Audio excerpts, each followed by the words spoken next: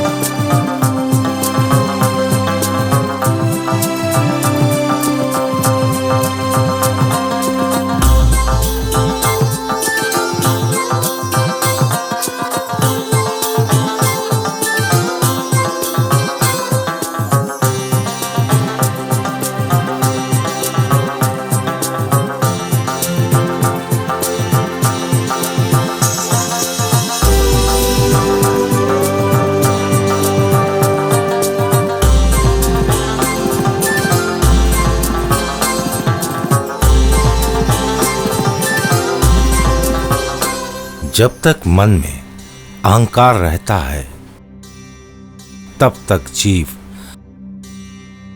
प्रेम भक्ति के रस से दूर रहता है। अपने मन वचनों को अपने वश में रखो।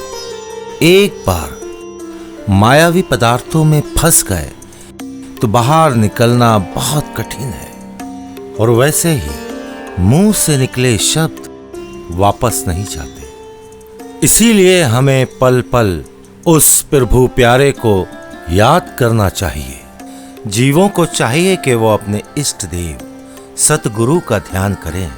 वो अगर चाहत और ख्वाहिश का दर्द दूर रखें तो वो इस माया मोह से दूर निकल जाएंगे। जीव के द्वारा किया गया एक एक पल का कर्म उसके संस्कार बनाते हैं, और यही कर्म एकत्रित होकर उसके जीवन की पूंजी बन जाते हैं। जो जीव मायावी पदार्थों से वशीभूत हो जाता है उसका फल अंत में दुखदाई होता है, जिसमें से निकलना भी कठिन हो जाता है। इसीलिए हमें पुनः सद्गुरु की शरण में पहुंचकर पुण्य कमाना चाहिए।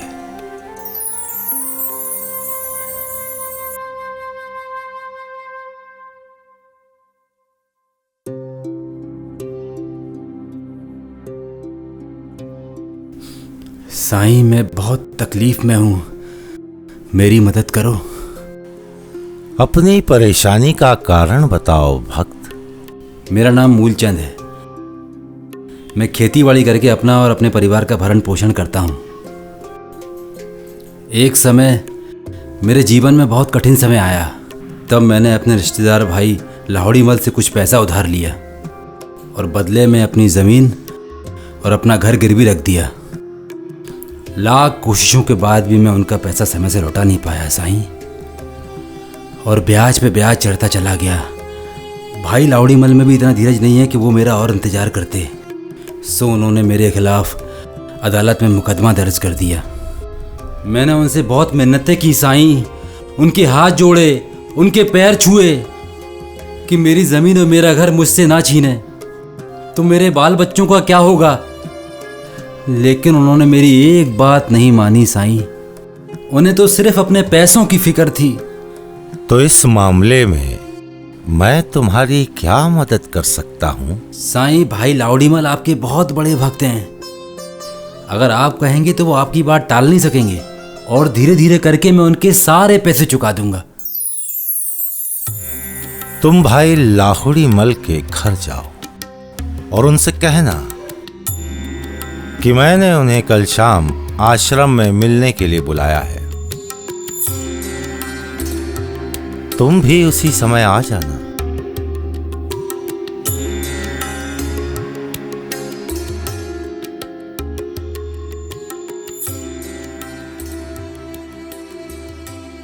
जीवन के इस सत्य को समझने के लिए परम पिता परमेश्वर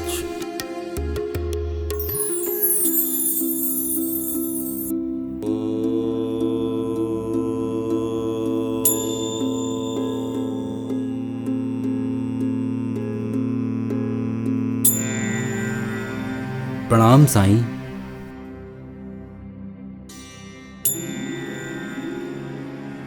मैं कितना भाग्यशाली हूं कि आपने स्वयं मुझे बुलाया है। कहिए साईं, मैं आपकी क्या सेवा कर सकता हूं? बस आप आदेश कीजिए। भक्त लाहुड़ी मल, तुम्हारा रिश्तेदार मूलचंद इस वक्त बेहद तकलीफ में है। तुमने उसके खिलाफ अदालत में जो मुकदमा दर्ज कर रखा है उसे वापस ले लो और उसकी जमीन और इसका मकान इसे वापस दे दो। फिर मेरे पैसों का क्या होगा साईं? अगर मेरे पास जमीन नहीं होगी तो मैं कमाऊंगा क्या? और मेरे बच्चों का पालन पोषण कैसे होगा?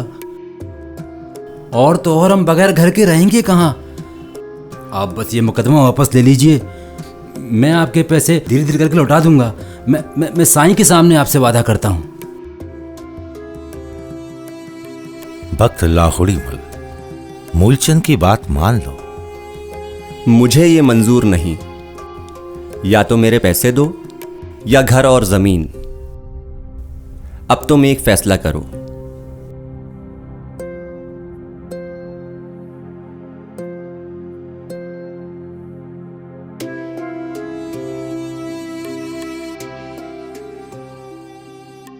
अब मैं क्या करूंगा साईं?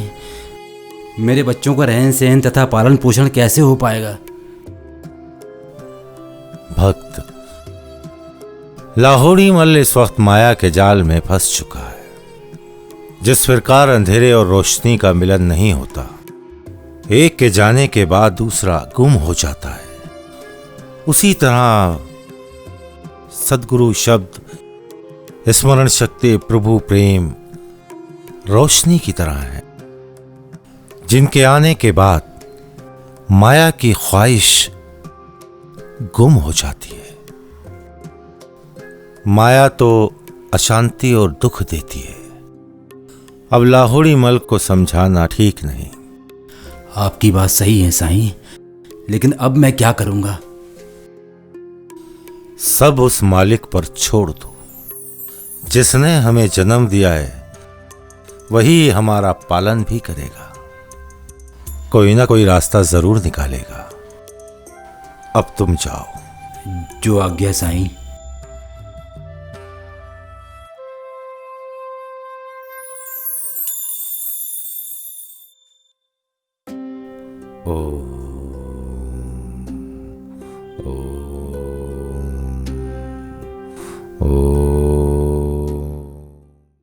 अदालत की कार्रवाई में समय लग गया। इस बीच भाई लावड़ी मल परलोक से धार गए। जैसे यह बात भाई मूलचंद को मालूम हुई, उन्हें बहुत दुख हुआ और वो नातेदारी निभाने के लिए भाई लावड़ी मल के घर पहुंचे।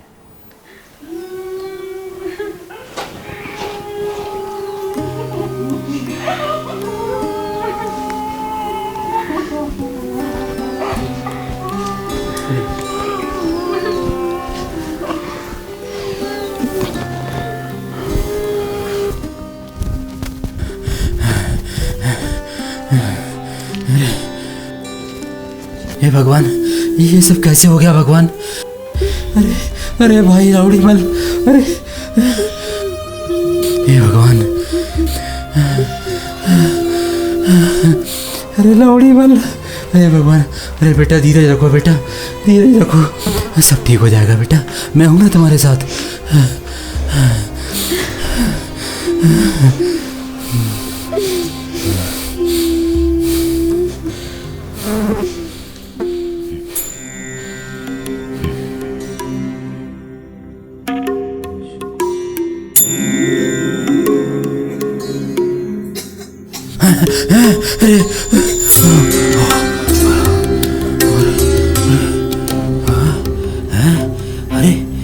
चमत्कार है।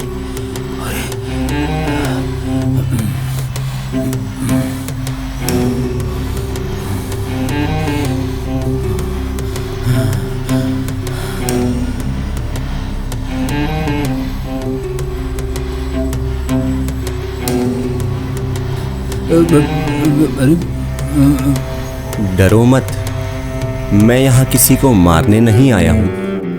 मैं तो भाई मूलचंद से मिलने आया हूँ। देखो लावड़ीमल, मैं तुम्हारी पाई पाई चुका दूंगा। मुझे मत मारो। भाई मूलचंद, मैं तुम्हें मारने नहीं आया, मैं तो तुम्हें तुम्हारी अमानत लौटाने आया हूँ। मैं तुम्हें सारी बात बताता हूँ। मेरे शरीर छोड़ने के बाद यमदूत मेरी आत्मा को यमलोक लेकर गए। वहां खड़े द्वारपाल ने मुझे स्वर्ग में जाने से रोक लिया, क्योंकि मैं सच्चे साईं सतरामदास जी का अपराधी हूं। सच्चे साईं की मैंने अवज्ञा की, जिसकी वजह से मुझे स्वर्ग के दरवाजे से रोक दिया गया।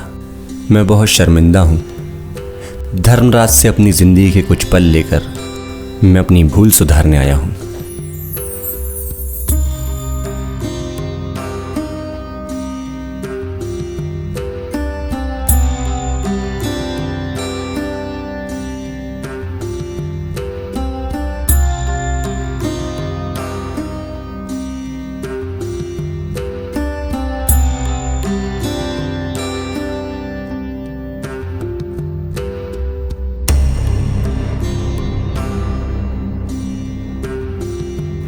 ये तुम्हारे घर और जमीन के कागज हैं। मुझे माफ कर दो मूलचंद।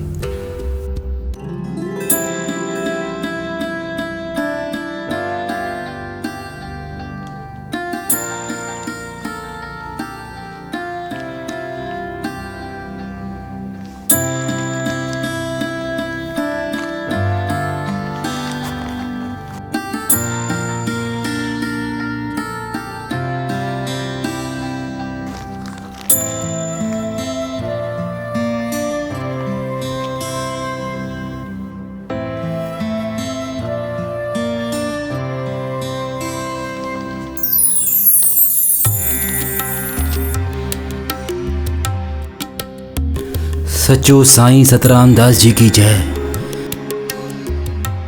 साईं हमें हमेशा सांसारिक मोह माया के जाल से बचाए रखें।